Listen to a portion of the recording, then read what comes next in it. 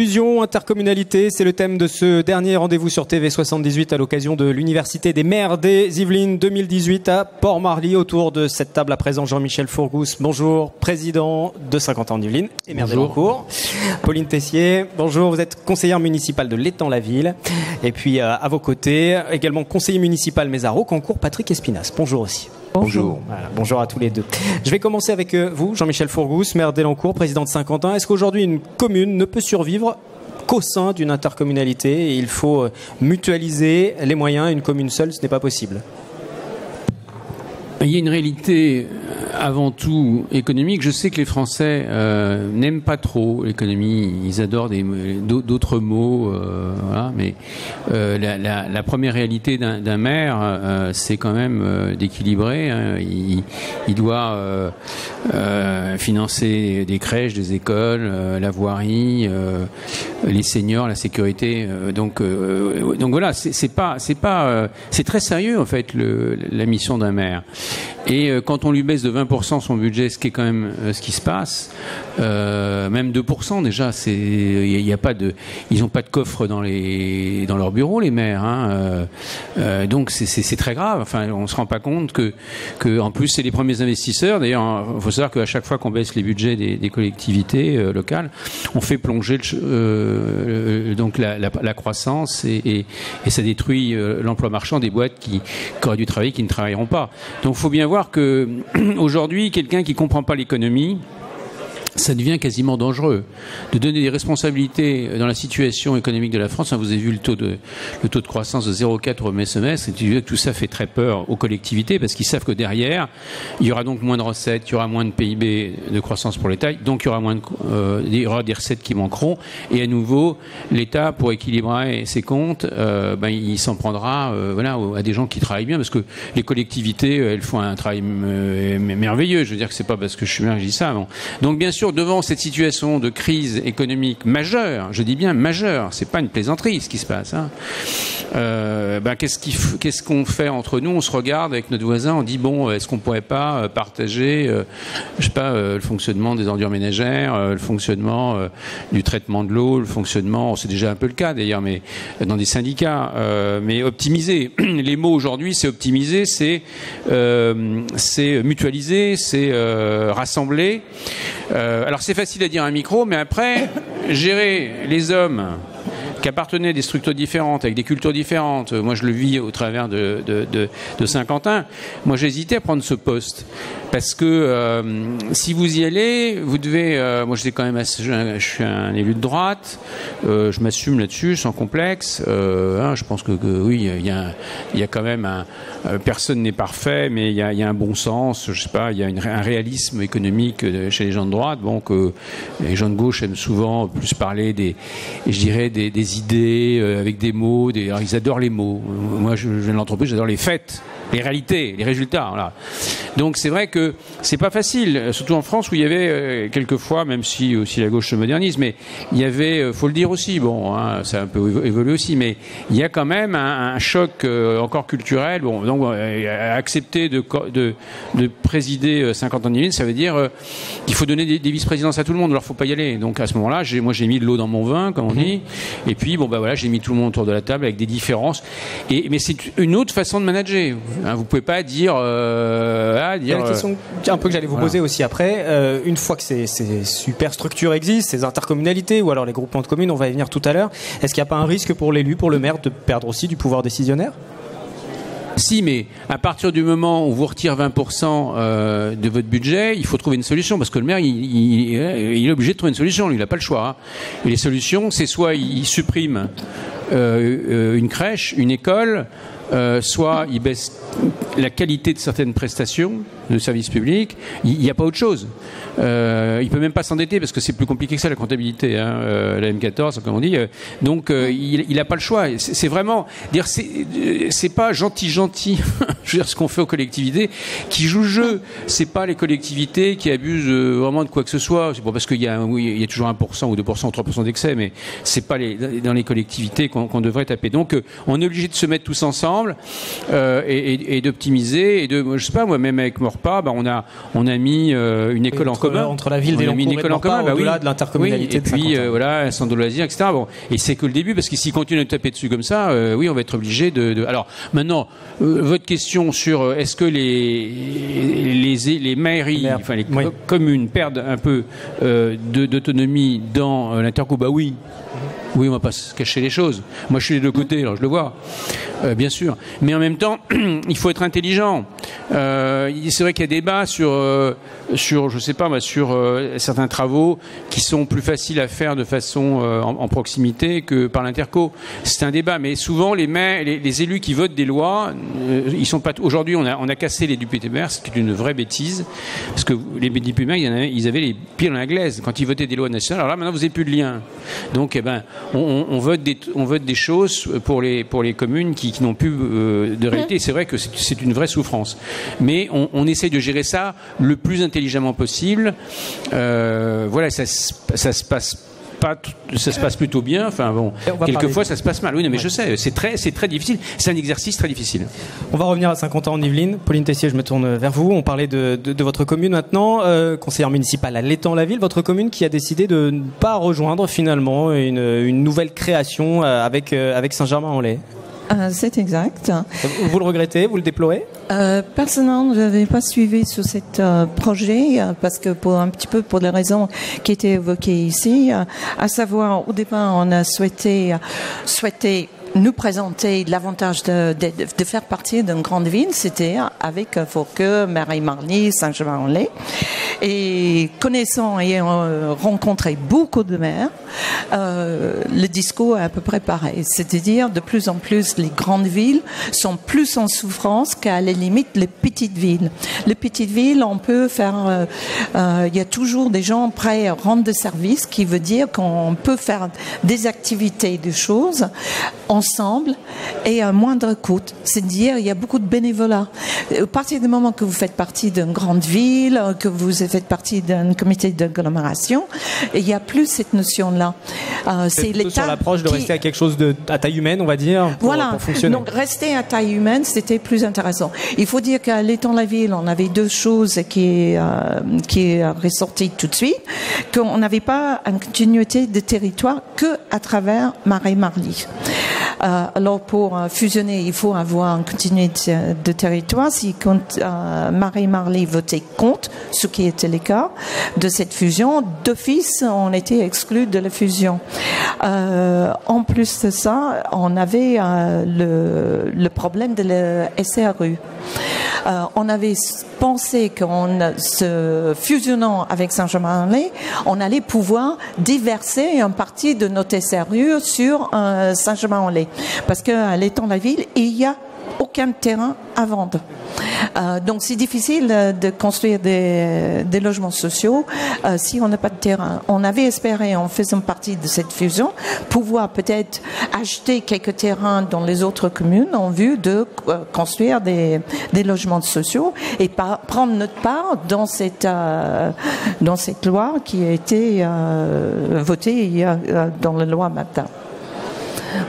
Parlons du cas de Rocancourt-le Chesnay à présent. On parle de cette question d'intercommunalité, de fusion. Quel avenir pour ces différentes communes ? Pour le cas de Rocancourt-le Chesnay, la fusion, la création d'une nouvelle commune a été entérinée il y a quelques jours par les deux conseils municipaux. Oui, et vous accueillez ça d'un œil bienveillant. Tout à fait. Il faut savoir que dans les conseils municipaux qui ont eu lieu le 18 juin, parce que la loi oblige que les deux conseils municipaux aient lieu le même jour et en même temps, les votes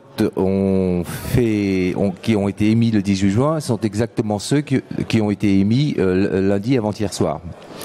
Donc, je crois qu'au Chesnay, il y a eu deux oppositions, et chez nous, au Rocancourt, il y a eu une abstention. Le projet de réunir les deux communes, en fait, est, je dirais,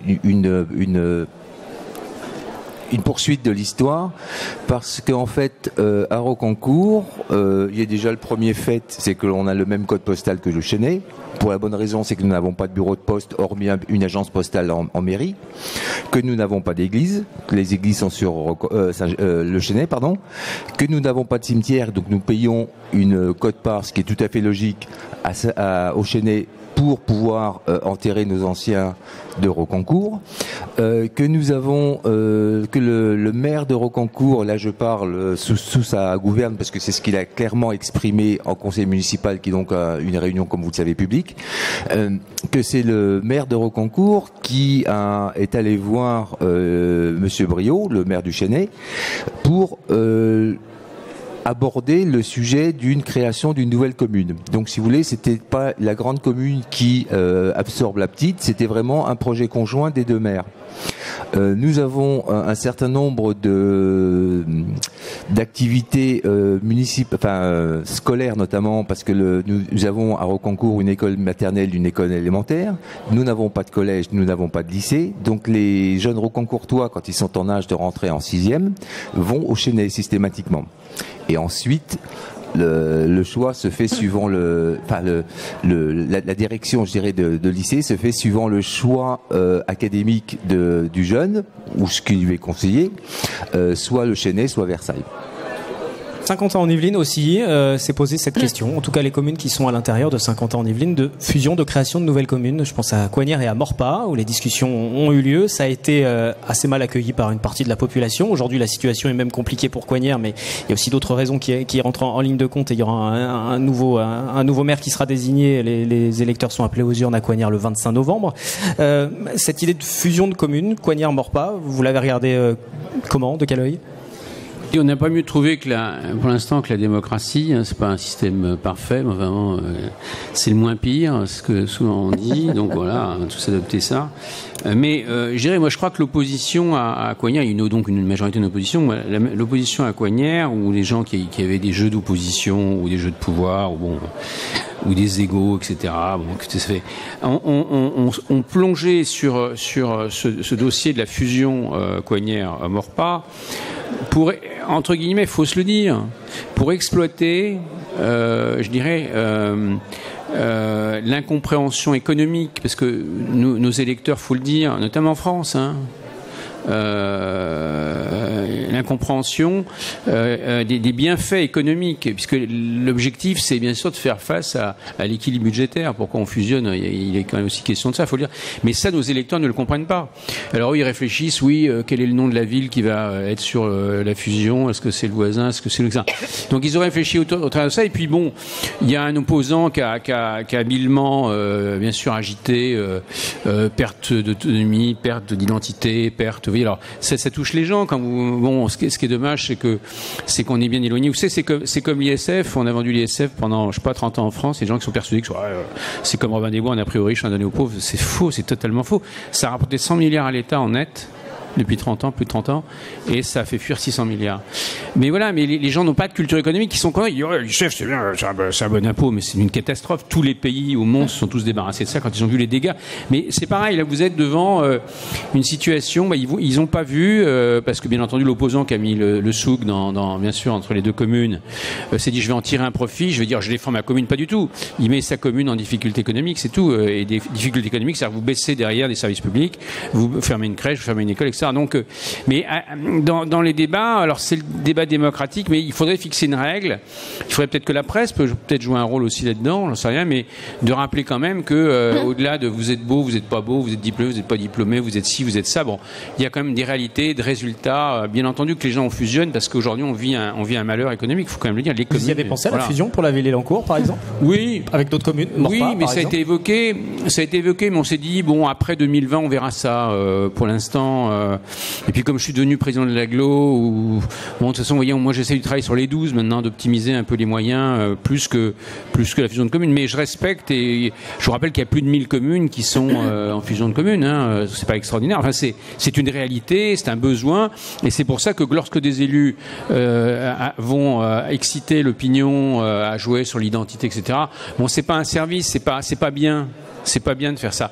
Mais bon, voilà, en démocratie, vous devez laisser tout le monde s'exprimer, voilà. Et en tout cas, je pense que cette fusion a échoué du fait qu'il y a eu ce jeu pervers avec les mots. Vous savez, les mots dans le monde politique sont plus forts que les faits. C'est grave, ça. Moi, je suis désolé, les faits passent avant les mots. Hein, mais voilà, les mots bien un peu affectivo, émotionnels, dramatisants, caricaturants, ça a plus d'impact qu'une réalité économique. Voilà, mais c'est la vie. Réalité économique, justement, est-ce qu'il y aura une réalité économique entre Rocancourt et le Chesnay pour les habitants, pour le quotidien, pour les ressources de vos communes? Alors, au niveau de la commune, il y a deux impératifs économiques qui sont primordiaux, qui sont impactés par la loi SRU, puisque nous sommes un petit peu dans le même cas que l'Étang-la-Ville, à savoir qu'aujourd'hui nous n'avons plus de terrain pour construire des logements sociaux. Nous venons de terminer un énorme programme de logements sociaux sur la ZAC, donc le vieux Rocancourt.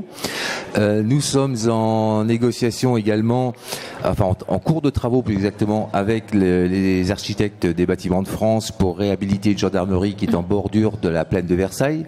Donc on a quand même des contraintes techniques et ce dossier est quand même en cours depuis quelques années maintenant. Donc le préfet a mis sous tutelle quand même le maire du Chesnay et le maire de Rocancourt pour non-respect des engagements liés à la loi SRU. Le fait de créer cette nouvelle commune, on repart ex nihilo puisqu'on est une commune qui n'aura jamais existé, et donc on part avec une franchise de 5 ans, je crois. C'est ça, de 5 ans, sans taxes liées à la loi SRU, puisque nous n'avons pas d'historique sur le... Vous partez à zéro. Voilà, oui. exactement. De plus, le fait de regrouper les deux communes a aussi une autre incidence économique sur le plan des pénalités, puisque pendant 3 ans, nous n'aurons plus de pénalité pour non-respect de l'engagement la loi concernant les 25% de logements sociaux. Et donc, on a jusqu'à 2022 pour constituer une cagnotte pour faire face à cet aléa, enfin qui n'est pas un aléa, qui sera une certitude. Et deuxièmement, on touche une prime de la part de Bercy concernant le fait de la création de la nouvelle commune. Donc économiquement, effectivement, ce sont des éléments qui ne sont pas neutres dans la décision. Bon, les autres éléments économiques concernant les Rocancourtois et les Chénésiens sont le fait de pouvoir utiliser au même titre et au même tarif que les Chénésiens la piscine, de mutualiser le centre aéré. On a déjà mutualisé la cuisine de l'école élémentaire, où on s'aperçoit qu'on gagne aussi en qualité et en coût. Donc c'est tout à fait pour rejoindre le langage du président de la communauté d'agglomération. On a tout à gagner dans la mesure où, effectivement, la priorité étant quand même liée au fait que les deux communes veuillent le faire et ne soient pas imposées. Du côté de l'Étang-la-Ville, la porte est fermée à une éventuelle regroupement, fusion? Je voulais quand même préciser que les gens de l'Étang-la-Ville n'étaient pas contre une fusion. C'était l'idée même qu'il n'y avait pas de projet de territoire. C'est-à-dire les gens de l'Étang-la-Ville ne se sentaient pas assez proches de celle de Saint-Germain. Je dirais, il y avait beaucoup de gens qui étaient dans l'opposition qui auraient souhaité faire une fusion avec Marly-le-Roi. Parce que nous partageons précisément un collège, on ne se sent pas une petite commune à côté de celui de Marly-le-Roi, on sent une continuité, non pas seulement de territoire, mais d'idées, d'utilisation de commerce. On partage une piscine, on a un collège, donc à Marly-le-Roi, et un lycée. Et donc les gens vont facilement, même au marché, aux grands supermarchés de centre-ville de Marly. Et ils ne comprenaient pas ces projets. Le problème de l'SRU se serait posé de toute façon avec Marly-le-Roi, mais déjà on avait un projet en commun. Et souvent quand on parle de fusion, il faut surtout pas parler d'abord d'argent. Il faut vraiment avoir un projet. Après, l'argent se règle petit à petit. Après, on a même 12 ans pour s'aligner les uns avec les autres. Donc largement le temps pour régler ce problème. Et après tout, c'est quelque chose qui peut se faire sur un long terme et que ça ne pose pas de problème. Mais par contre, pour les gens, ce qui posait des problèmes, c'est de ne pas avoir un projet de territoire où ils se sentaient inclus. Et que le territoire, eux, c'est dire l'identité sur ce voilà, territoire. L'identité restait. J'ai une dernière question à poser avant de conclure cette émission à vous, Jean-Michel Fourgousse. On parlait des fusions, des intercommunalités, des places des communes. Je prends l'exemple de Saint-Quentin en Yvelines. Est-ce que les intercommunalités doivent s'élargir aujourd'hui ? Est-ce que vous travaillez dessus ? Alors nous, on est dans un cas particulier puisque on est dans un réseau puissant. On est, comme vous, on est en Europe. On est dans l'Île-de-France, qui est quand même la région la plus puissante d'Europe. On est dans les Yvelines, qui est quand même un département riche. On est dans Paris-Saclay, qui est le premier réservoir de cerveau et technologique français. Et Saint-Quentin est le deuxième PIB par habitant après Paris. Donc, bien sûr, on est dans un réseau puissant. Donc, dans un réseau puissant, communauté d'agglomération, on est un peu plus de 200. Il y a plus de 200 communautés d'agglo. Communauté urbaine, vous êtes moins de 20. Donc c'est vrai que vous existez plus dans un réseau de 20 que dans un réseau de 200. Et c'est vrai qu'on a pris une taille aujourd'hui en puissance économique qui fait qu'on a une dimension internationale, ne serait-ce que la Ryder Cup, on a été cité 1 milliard de fois, paraît-il plus d'1 milliard de fois. Enfin, vous imaginez la campagne de com, d'ailleurs, c'est 100 millions quasiment, une campagne comme ça, donc du coup qu'on n'a pas payé. Donc bien sûr que on est dans un réseau où à ce niveau-là, il faut qu'on monte en communauté urbaine pour pouvoir mieux profiter des moyens européens, Île-de-France, etc. Voilà, c'est tout. Maintenant, ça change pas grand-chose, que Saint-Quentin est déjà très mutualisé, parce que après vous avez le degré de mutualisation. Par exemple, Versailles Grand Parc est très peu mutualisé. Parce que c'est des choix politiques qu'ils ont fait. Bon, et nous on est plus de 50% de l'activité des communes est mutualisée dans l'interco. Donc et on est donc très proche de la communauté urbaine. Voilà, mais maintenant si ça se fait, effectivement, on a 8 millions de moins de prélèvements, donc c'est quand même pas mal en ce moment. Et en plus on augmente notre audience pour obtenir des subventions pour donc payer, financer nos communes alentours pour éventuellement agrandir cette agglomération. Oui, et puis dernier mot, nous on a une grosse trouille entre guillemets, c'est l'annonce de la baisse de la taxe, enfin de la suppression de la taxe d'habitation. Alors, je veux dire, moi aucun élan courtois est venu me voir pour me dire, monsieur le maire, est-ce que vous pouvez supprimer la taxe d'habitation? Enfin personne. Il ne faut pas toucher un impôt qui est accepté. Il faut vraiment ne pas avoir d'expérience politique économique des collectivités pour sortir d'une bêtise pareille. Une erreur, vraiment. Ça c'est pour vendre du clientélisme, parce que vendre ça avant les élections, effectivement, on vous allez me supprimer. Et aujourd'hui, ça pose énormément. Mais c'est infinançable. Moi je conseille d'ailleurs au président de reculer très vite là-dessus, parce que c'est explosif ça. Il y a des communes qui vivent à près de 80% de la taxe d'habitation. Moi, Elancourt, c'est une vingtaine de pourcents, donc mais même c'est très dur pour moi. Mais une commune qui a près de 80%, mais comment vous allez? Alors ils vont augmenter la taxe foncière, mais vous vous rendez compte, en ce moment la taxe foncière est déjà trop élevée. Enfin il faut reculer là-dessus, parce que là ça va être un peu plus conflictuel entre l'État et les collectivités. Et or l'État a besoin des collectivités. Il peut pas vivre tout seul. C'est moi le chef. Non, ça marche pas comme ça. La vie démocratique, politique en France ne marche pas comme ça. Il faut faire évoluer. En tout cas, moi voilà ce que les enseignements, c'est plutôt ça se passe bien en tout cas à Saint-Quentin. On a fait tous des efforts, la gauche, la droite, des communes plus rurales et puis urbaines, c'est différent. Quand vous faites travailler des communes plutôt urbaines, plutôt rurales, bon, ils n'ont pas les mêmes problèmes. Mais on est à peu près arrivé à trouver une règle du jeu. On s'entend, on vient de faire un séminaire ce week-end. Bon, voilà, il n'y a pas eu. Là, tout le monde devient constructif. Maintenant, écoutez, c'est bien. Positif, écoutez, voilà, je me plains de rien. On va terminer cette émission sur cette note positive, alors.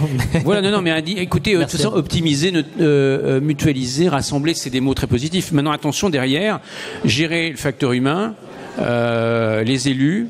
Ils font un travail formidable, mais en même temps, bon, ils ont leur petite crise d'ego de temps en temps. Quand vous les faites, quand vous rassemblez plusieurs communes, oui, effectivement, il y a un peu plus de rivalité. Bon, faut gérer ça. Enfin, un manager, un maire, c'est quand même un manager. Bon, vous le savez bien. Ou un maire adjoint, c'est pareil. Bon, voilà. Mais c'est positif. Mais attention, faut pas aller plus loin. Faut pas toucher à la taxe d'habitation. Là, c'est vraiment, à mon avis, une erreur politique qui montrerait que les gens qui sont à l'origine de ça ne connaissent strictement rien de la vie politique française, notamment des collectivités locales. Et là, ce serait une grave erreur. Merci beaucoup à vous trois. Merci d'avoir participé à cette émission. C'était la dernière de cette journée spéciale UMI, Université des Mairies sur TV78. Merci aux équipes techniques qui ont participé à l'élaboration de cette émission. Toutes les émissions tout au long de cette journée sont à revoir sur notre site internet et puis sur notre antenne aussi régulièrement. Merci à vous de nous avoir suivis. Bonne fin de journée.